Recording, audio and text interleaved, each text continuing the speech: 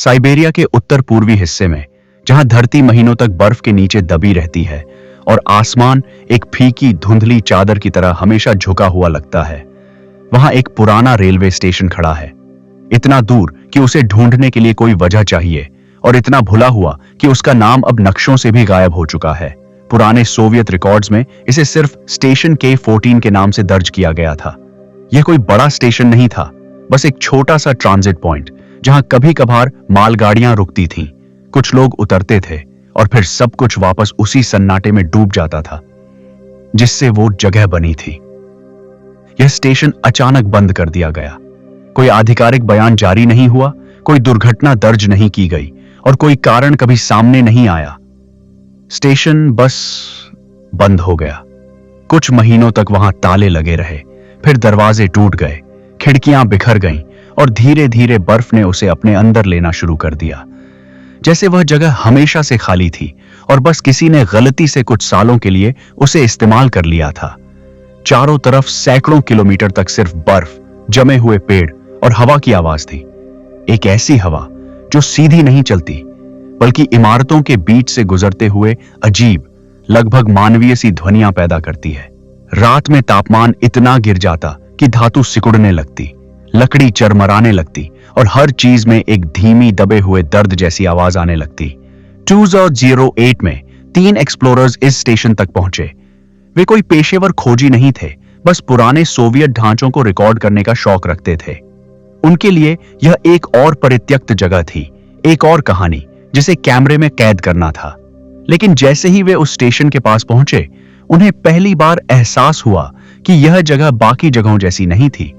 Station बाहर से लगभग वैसा ही दिख रहा था जैसा तस्वीरों में देखा गया था। टूटी खिड़कियां, आधी उखड़ी दीवारें और ऊपर लगा पुराना नामपट जो अब पढ़ा नहीं जाता। लेकिन इतनी दूर, इतनी ठंडी जगह पर, जहां कोई इंसान महीनों तक नहीं आता, वहां एक खुला दरवाजा अपने आप में ही एक अजीब बात थी। अंदर कदम रखते ही तापमान अचानक और गिर गया और अंदर की ठंड में फर्क था। बाहर की ठंड खुली थी, साफ थी, लेकिन अंदर की ठंड बंद थी, भारी थी, जैसे हवा खुद स्थिर हो चुकी हो। उनकी सांसें तुरंत दिखाई देने लगीं और हर कदम के साथ फर्श पर जमी धूल हल्की हल्की उड़ने लगी। मुख्य हॉल में सब कुछ ज्यों का त्यों पड़ा था। एक टूटी हुई बेंच, दीवार पर टेढ़ा लटका हुआ टाइम टेबल और एक पुरानी घड़ी जो ठीक दरवाजे के ऊपर लगी थी। घड़ी की सुइयां 2:13 पर रुकी हुई थीं। पहली नजर में यह कोई खास बात नहीं थी। पुरानी इमारतों में बंद घड़ियां आम होती हैं, लेकिन कुछ अजीब था, कुछ ऐसा जिसे शब्दों में समझाना मुश्किल था। जैसे वह समय बस रुका नहीं था, बल्कि वहीं अटका हुआ था। वे हॉल में और आगे बढ़े, कैमरे चालू थे, हर चीज रिकॉर्ड हो रही थी। तभी उनमें से एक की नजर फर्श पर गई। धूल की मोटी परत पर पैरों के निशान थे, साफ, ताजा और सिर्फ एक ही दिशा में जाते हुए, जैसे कोई अभी अभी अंदर आया हो और आगे बढ़ गया हो। तीनों कुछ सेकंड के लिए चुप रहे। उन्होंने एक दूसरे को देखा, फिर उन निशानों को। इस जगह पर कोई और होना लगभग असंभव था, लेकिन निशान झूठ नहीं बोलते। वह आगे बढ़ते रहे, उन निशानों का पीछा करते हुए जो उन्हें एक लंबे संकरे कॉरिडोर की तरफ ले जा रहे थे। कॉरिडोर में रोशनी लगभग नहीं थी। टॉर्च की पतली किरण दीवारों पर पड़ती और हर चीज को और ज्यादा असली बना देती। जंग, दरारें और वो हल्की हल्की नमी जो ठंड के बावजूद महसूस हो रही थी। चलते चलते उन्होंने महसूस किया कि आवाज बदल रही है। पहले सिर्फ उनके कदमों की आवाज थी, लेकिन अब उसमें एक और लय जुड़ गई थी, धीमी, नियमित, जैसे कोई उनके कदमों के बीच में अपने कदम मिला रहा हो। वे रुके, आवाज भी रुक गई। उन्होंने पीछे मुड़कर देखा। कॉरिडोर खाली था, पूरी तरह खाली, लेकिन उस खालीपन में कुछ ऐसा था जो सामान्य नहीं था, जैसे कोई चीज अभी अभी वहां से हटकर छुप गई हो। उन्होंने फिर चलना शुरू किया। इस बार आवाज भी शुरू हो गई, थोड़ी तेज, थोड़ी करीब। अब वो साफ था। ये आवाज उनके सामने से नहीं, पीछे से आ रही थी। उनमें से एक ने कैमरा पीछे घुमाया। रिकॉर्डिंग में कुछ खास नहीं दिखा, बस एक लंबा अंधेरा कॉरिडोर। लेकिन बाद में जब उसी फुटेज को बार बार देखा गया तो एक फ्रेम में कुछ नजर आया। कॉरिडोर के बिल्कुल अंत में एक आकृति, धुंधली, स्थिर और सीधे कैमरे की तरफ मुड़ी हुई। उस समय किसी ने उसे नोटिस नहीं किया था। उस रात उन्होंने वहीं रुकने का फैसला किया। बाहर का तापमान बहुत नीचे जा चुका था और वापस लौटना जोखिम भरा था। उन्होंने मुख्य हॉल में ही अपने बैग रखे, एक छोटा सा लैंप जलाया और सोने की कोशिश की, लेकिन उस जगह में आराम जैसा कुछ था ही नहीं। हर आवाज, हर हलचल जरूरत से ज्यादा साफ सुनाई देती थी। रात के बीच में उनमें से एक की आंख खुली। कोई सपना नहीं था, कोई आवाज नहीं थी, बस एक एहसास था कि कुछ बदल गया है। उसने धीरे से सिर उठाया। कमरे में वही सन्नाटा था, वही ठंड थी, लेकिन घड़ी अब चल रही थी। धीरे धीरे, टिक टिक टिक।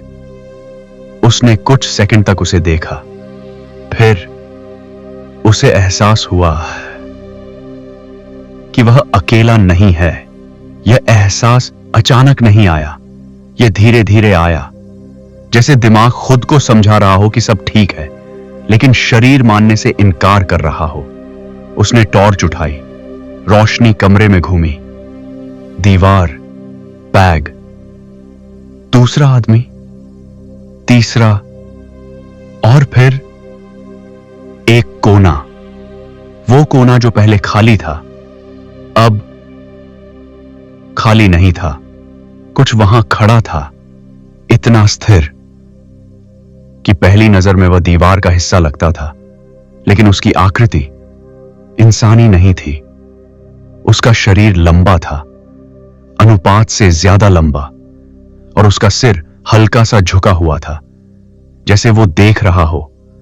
रोशनी उस पर कुछ सेकंड टिकी रही और फिर टॉर्च झपकी, बस एक पल के लिए। जब रोशनी वापस आई, वो चीज वहां नहीं थी। सुबह होने तक उनमें से एक गायब था। कोई संघर्ष नहीं, कोई खून नहीं, बस उसके जूते दरवाजे के पास रखे थे, साफ सुथरे, जैसे उसने खुद उतारे हों। बाकी दो बिना पीछे देखे वहां से निकल गए। बाद में उन्होंने जो बताया उसमें एक बात हमेशा एक जैसी रही। उन्होंने कहा कि वो चीज उनका पीछा नहीं कर रही थी, वो इंतजार कर रही थी। आज भी उस स्टेशन के पास से गुजरने वाले कुछ लोग दावा करते हैं कि ठंडी रातों में जब हवा बिल्कुल शांत होती है तो दूर से एक घड़ी की आवाज सुनाई देती है, टिक टिक टिक। और अगर कोई उस आवाज को सुनकर रुक जाए तो उसे बहुत धीरे धीरे एहसास होता है कि उसके कदमों की गिनती अब सिर्फ वही नहीं कर रहा,